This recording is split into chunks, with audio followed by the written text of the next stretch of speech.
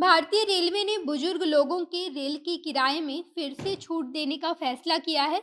यानी कि पहले भी वरिष्ठ नागरिकों को रेल की किराए में छूट दी जाती थी, लेकिन बीच में इसे हटा दिया गया था। लेकिन एक बार फिर से वरिष्ठ नागरिकों को रेल किराए में छूट मिलने जा रही है। ये वरिष्ठ नागरिकों के लिए एक अच्छी खबर है, जहां पर रेलवे ने ये फैसला लिया है कि रेलवे बुजुर्ग लोगों के रेल की किराए में रियायतें देगी। हालांकि ये सुविधा का लाभ उठाने के लिए उम्र सीमा में कुछ बदलाव किया गया है। इसके साथ साथ ये रियायत केवल कुछ ही श्रेणियों की टिकट पर मिलेगी, यानी कि सभी जनरल, स्लीपर और एसी के टिकट पर वरिष्ठ नागरिकों को छूट नहीं दी जा रही है। क्या कुछ फैसला रेलवे के द्वारा लिया गया है, सब कुछ विस्तार से जानेंगे इस वीडियो में। लेकिन उससे पहले नमस्कार, मैं नेहा चौधरी, कैमरा पर्सन विशाल के साथ, और आप देख रहे हैं जनता जंक्शन। मीडिया रिपोर्ट के मुताबिक भारतीय रेलवे बोर्ड ने ये फैसला लिया है कि वो भारत के वरिष्ठ नागरिकों को ट्रेन के किराए में छूट देगी, और इसके लिए समय सीमा को भी बदल दिया गया है। हालांकि पहले सभी वर्ग के वरिष्ठ नागरिकों को ट्रेन टिकट की कीमत पर छूट दी जाती थी, लेकिन कोरोना के बाद से ही इसे बंद कर दिया गया था। लेकिन फिर से इसे लागू किया गया है, लेकिन इसके नियम में कुछ बदलाव किए गए हैं, जहां पर वरिष्ठ नागरिकों को ट्रेन टिकट की कीमत पर छूट तो मिलेगी, लेकिन उनकी उम्र सीमा को बढ़ा दिया गया है। आपको बता दें कि रेलवे बोर्ड ने केवल उन नागरिकों को टिकट की कीमत पर छूट देने का फैसला किया है जिनकी उम्र 70 वर्ष या फिर उससे अधिक है। केवल उन्हीं लोगों के टिकट की कीमत पर रेलवे छूट देगी।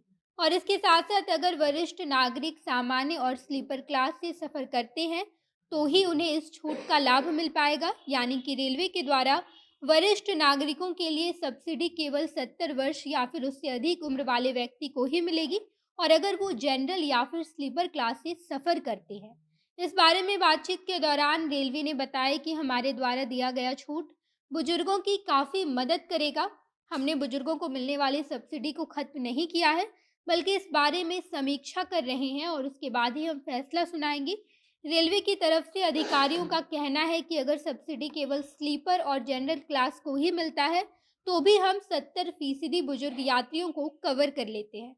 यानी कि 70 वर्ष या फिर उससे अधिक के यात्री को जनरल और स्लीपर में सफ़र के दौरान टिकट की कीमत में जो छूट दी जाती है, उसमें भारत के 70% के बुजुर्ग शामिल हैं। हालांकि अधिकारियों ने यह भी कहा कि अभी हम इन सभी मुद्दों पर बातचीत कर रहे हैं और अभी तक कुछ भी तय नहीं हुआ है।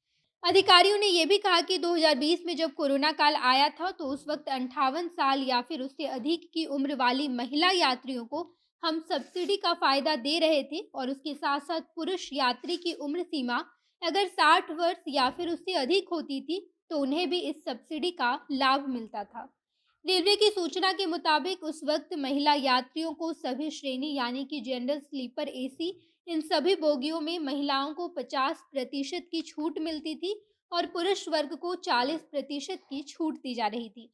लेकिन अब जब महामारी पूरी तरह से खत्म हो गया है, तो रेलवे ने दिए गए इन सभी रियायतों को वापस लेने का फैसला किया है।